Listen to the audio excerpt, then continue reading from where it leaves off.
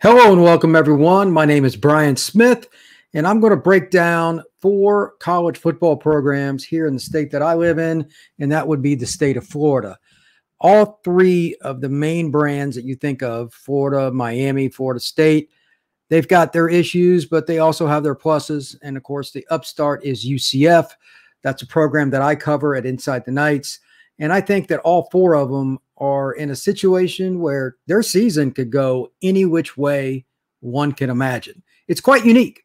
And that's why I'm doing this podcast, to talk a little bit about it from an overview perspective and to discuss possibilities for maybe not just the 2022 season, but kind of looking ahead. Because if you think about it, Florida and Miami, those are first-year coaches. Florida State has the elder statesman as a head coach in year 3, which is crazy. And then Gus Malzahn at UCF is only in year 2. So the state has a lot of new blood, and it is also a situation where the recruiting and everything else is going to be impacted by how they play on the field during the last 9 games. So let's talk a little bit about what has happened so far and what to project. Let's just go in alphabetical order, make it very easy. Start out with the Gators. They obviously struggled with USF. Yesterday, 31-28, they held on. USF had an opportunity to win and did not get it done. But here's the biggest thing. The Gators defense is absolutely not capable of slowing down the run. I don't care what way you look at it. Bohannon, the quarterback for USF, he's a pretty good player in general. And he was 12 of 26, I believe it was, against the Florida Gators. And they even had a pick 6, and they still only won by 3 and needed to come back to do it. That's not a good sign. So what exactly is the problem? Well, you have size. You got Gervon Dexter in the middle amongst other players, but there's something missing. They gave up 286 yards rushing. I don't care how many good players you have. Obviously, your scheme is not being adhered to. And it is year 1. Again, they played 3 games under Billy Napier. And while Florida fans are not known to be the most patient, you also have to take into consideration that that's just part of the deal. If you're not going to be in a situation where you are going to respect the situation's lack of experience in the scheme, you're probably going to be disappointed. But that's the nature of fans in general. But they still shouldn't give up 286. Think about some of the teams they still have to play. They played Kentucky, and they've played USF, 2 teams that like to really run the ball. Well, who else on their schedule likes to really pound the football? That would be their arch rival, the Dogs. And they got to wait a while for that thumping. It's coming. And Georgia this year actually is throwing the ball quite a bit with Stetson Bennett. But can they change that at all? I don't know. There's probably a little bit more of a leaps and bounds situation. They can go up in year 1 because some of the guys are going to have it click. But 286, they're missing tackles. The run fits are bad. And I think they got out schemed a little bit. You got to give credit to USF staff for coming up with something. If you throw for a less than 50% completion rate on the road and still run for 286, you've done some pretty good coaching. So let's give Jeff Scott and his staff some credit there. But Billy Napier is probably not having a very good day after yesterday's performance. On the other side of the ball, I'm just going to say it until otherwise proven, and I'm a contrarian, so I openly admit that. I am not a Anthony Richardson believer in terms of being a quarterback. Prove me wrong. He doesn't look natural to me. He does not look like a guy that understands pocket awareness, post-snap progressions. And again, I know it's a new scheme, but he didn't look comfortable last year either, and that's why they didn't play him a ton. I mean, it's not like he doesn't have a ton of talent. The quarterback is played from the shoulder up, and it's about chemistry of those around you, and it's why it's so hard. Maybe he does have the light come on. I'd love to be proven wrong because it's fun to watch him run around and make plays, but ultimately, quarterbacks have to make decisions that are just inches apart from something else. You go a totally different direction with the ball, but that 1-inch difference when you've been able to read where the corner is going to be, where the safety, et cetera, if they're out of position and hitting the play that somebody else wouldn't, that's all mental. It's not about the feet. It's not about the size. He looks great at 6'4", 235, but until they figure something out there, they're in trouble. The problem is the only other guy they have that would be a capable quarterback is banged up. He's got a hand injury. I really don't know what Billy Napier can do. He's just got to ride it out. So walk-ons aren't going to get it done in the SEC East. And their crossover game, by the way, is LSU. It's not like they're going to bring a bunch of slugs in there. So this is a team that's not going to be much more than 500. And their schedule is obviously legit because they're in the Southeastern Conference. But we're not going to know what Florida can do for maybe a couple more years if I'm right about Anthony Richardson. I don't care who you are. If you do not have quarterback play, all the other pieces go away. And then those bigger concerns that I just talked about on defense show themselves more because the defense has to trot back out on the field quicker than normal. They're already tired. They're ticked off because you're getting 3 and outs and you're struggling. Yeah, that's not going to go well. That's what's happening in Florida, though. So they can win any game and they can lose any game with Anthony Richardson. I would not want to be a gambling man and take my odds with the Gators. Next up, Florida State, and this is one that I got to give them some credit. Myself and many other people really didn't know what to expect out of Florida State this year. Would they win against LSU? It wasn't pretty, but they did. Did they find a way to win against Louisville with their quarterback out, though? Yes, Jordan Travis goes out second quarter, doesn't finish the game, comes back out in the second half in a boot. Tate Rodemaker comes out, does pretty decent. 6 of 10, 106 yards, a couple scores. I'll take that. I'll take that if I was a Florida State fan all day. They win 35-31. They get it done against a team that has a fifth-year senior quarterback that's played for 4 years in Malik Cunningham at Louisville. That is not probable. If you'd have told me that Jordan wasn't going to play in the second half, I said they're going to lose by 2 touchdowns. Flat out. Now, that doesn't mean they're off the hook. They got a different moxie to them, unlike the Gators. This is year 3, again, for Mike Norvell and his staff at Florida State. But they have something that you can't teach, and that's they want to figure it out. They make a key play. They've got some guys up front that I think believe in themselves a little bit more. Like their O-line's been a problem for what, 5-6 years? But they've done a good job, and I don't think anybody can really even remotely doubt it. I mean, Trayshawn Ward, he had 126 yards on 10 carries against Louisville. Now, Louisville is not world beaters on defense, but 12.6 per pop. I'll take that. And Ward, by the way, he's a great story. Kid out of Plant City. I don't even think he was a scholarship player out of high school. He's really good. And they've got other running backs too. They can run the ball. If you can do that, you can do a lot of things offensively with play action, RPO game. So they're going to score some points this year. The other part, though, they gave up 495 yards. Louisville's got an experienced offense. You know, 4-year starter at quarterback. Malik Cunningham is a freakazoid at quarterback, but they got to tackle better. Just like every team that plays against Louisville, you hear the same things.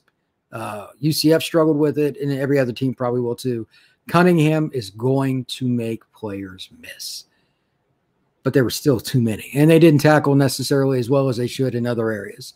If Florida State wants to finish 8-4 or better, you know, win some of those key games against quality competition in the Atlantic Coast, and perhaps maybe even make a bowl game that's credible in terms of what everybody as a Florida State fan wants, and you know, New Year's 6, etc., their defense has to get better. 495 to Louisville is not going to get it done.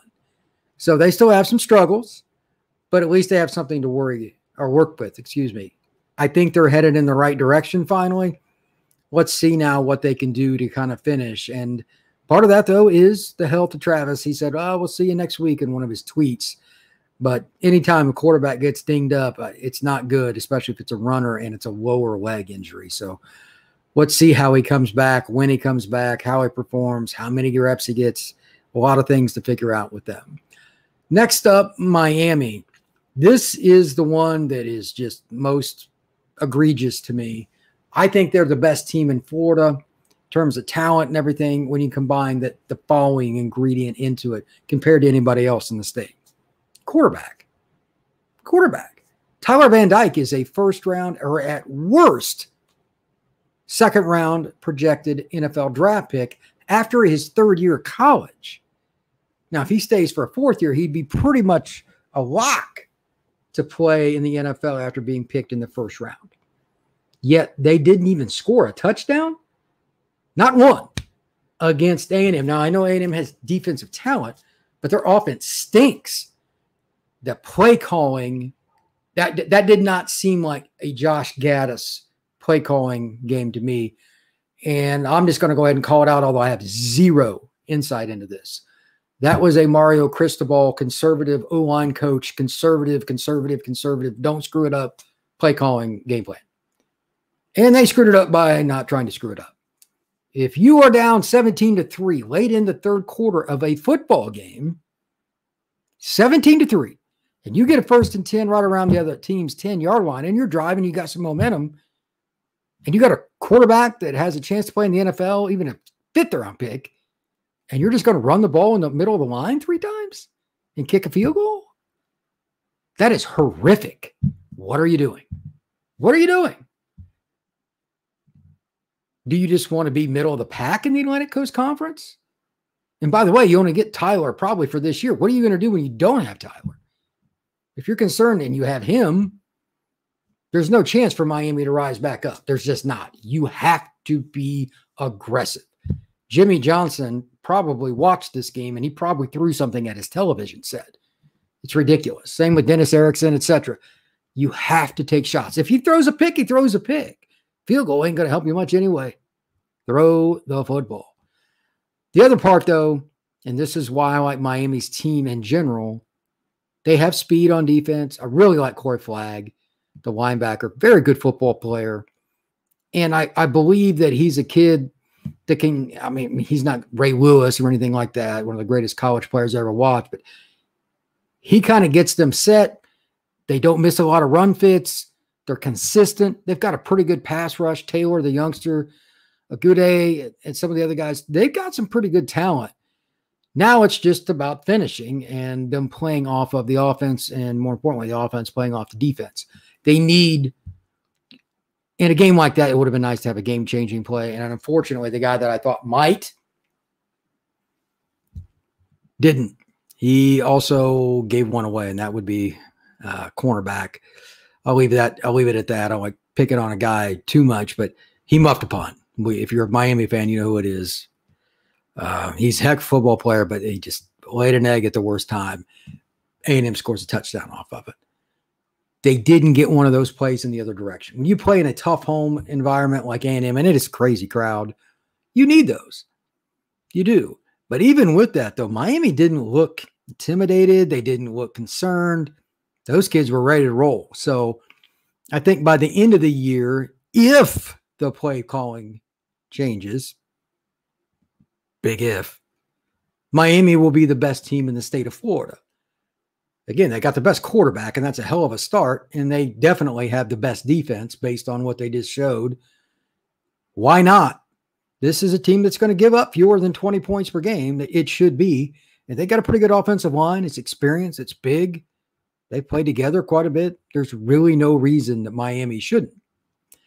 That play calling, though, is just baffling. I don't know what else to say about that. Finally, UCF. This is a team that is a little bit, if I had to mirror them with one of the other programs in the state, would be Florida State. Quarterback can run, so there's a fit with that, but Florida's quarterback can run too. But he is a guy that isn't given credit as a passer, referring to John Rice Plumlee, but he can zing it. And when he's given a clean pocket, that's the first barometer. If he can't throw then, it doesn't matter. He is able to absolutely throw rockets. Now, Javon Baker is far and away their best receiver right now, and he's got a really natural flow with Rice Plumlee. And I think that part of it is just one of those deals where they threw some this summer because Baker didn't transfer until later on. He didn't go through spring ball with UCF, and he's just picked it up quickly. It's just one of those things you can't project. And that's why sports interesting. College football, of course, fitting right into that. But besides Ryan O'Keefe, there's no other guy they're really trying to get the ball to. They need to spread it out a little bit more and get more guys involved. Part of that's on Plumlee. Part of that's on play calling, etc. Xavier Townsend's coming into the mix. And the reason I bring up the passing game is the running game is ridiculous with Plumlee involved. If you have not seen it, there's a play where Plumlee literally jumps up over a guy on the goal line to score a touchdown. I believe it's the one where they took the lead right before half. He is such a physically gifted young man, not just burst, not just power. The leaping ability is ridiculous. He's a guy that looks like someone that could play in a dunk competition and be very competitive. I don't know how many teams are going to be able to really stop them in the American unless they come up with something kind of like Tulane did last year and they just run a funky scheme that shows something they haven't all year, and then you don't have any time to prepare for it, because UCF's offensive line are seniors across the board, literally, and they also have a lot of girth. They're going to power the football. Bowser's not averaging a ton of yards carry, but they keep you honest. And then when they go play action or they go RPO, the run pass option game, throw a quick pass out to O'Keefe, screen to Johnny Richardson, who is electric, very difficult to slow them down. When you get to their defense, though, this is where they totally mirror Florida State. They have talent. They do things good, but they go through little stretches. They just look bad, and it's just unnerving. Why? Like when I mentioned Miami, they're consistent. They don't miss run fits. They tackle pretty well. They've got a true leader in the middle and flag. They do a good job, and they're just consistent with it. That's what you want. UCF started off so bad against Florida Atlantic, who, by the way, has some offensive skill and a pretty good offensive line on the interior, etc. But they're not very versatile. You get a little pressure on a Cozy Perry. He makes some difficult throws every now and then, but you put pressure on him, not so much. He only threw for like 109 yards against UCF. They've got corners to come up and pressure you and come after you. I think that's pretty much what they're going to do just moving forward. They completely shut the Owls down after quarter one. It was 14 points they gave up originally. They were down 14-7. The final score, though, UCF scored the final 33 points. Yeah, that's a lot. I would say that UCF is in pretty good position. So they're a little bit difficult to project, but even with the transfer quarterback, that's a pretty darn good football team. So looking back, Florida's the one that I really don't know what you do because quarterback play is goofy. Florida State, if Jordan Travis is truly healthy, I think they can make a run. 8 wins, I think, is bottom end for them if he's healthy, the way they're finding a way to win close games. They struggled with him the last few years. Before the year, if you'd have told me that I was going to be saying 8 wins for Florida State, at least, I would have laughed at you. But then the other 2 teams are ones that have experienced quarterbacks, and they've got some things coming at them pretty soon, some decent teams, but they can win any game they're playing, or Miami and UCF. I like those teams. I just think they need to be more consistent in critical moments just for different reasons. Miami is more coaching than I think it is players. UCF, the defense just needs to – they've got to do something to keep themselves locked in. That first quarter was so bad it's hard to even define. So anyway, the way I ranked it today on my site, Inside the Knights, I put Florida State number 1, Miami 2, UCF 3, and Florida 4 out of that group. I also ranked USF 5 and FAU 6, but I know nobody's really focusing on those teams.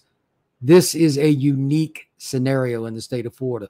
This could be the kind of the last year, could be, where teams from outside the state get to throw haymakers at the programs here, because once you really get your system involved and you get things going, you can get your program into a moxie where we know what we're going to do. Now, everybody's got to replace quarterbacks. Miami might lose Van Dyke. Jordan Travis is going to leave Florida State, etc. Maybe Plumlee leaves. But all the other players are there, and you have your systems in. So when you do bring in a quarterback, it's just a lot easier.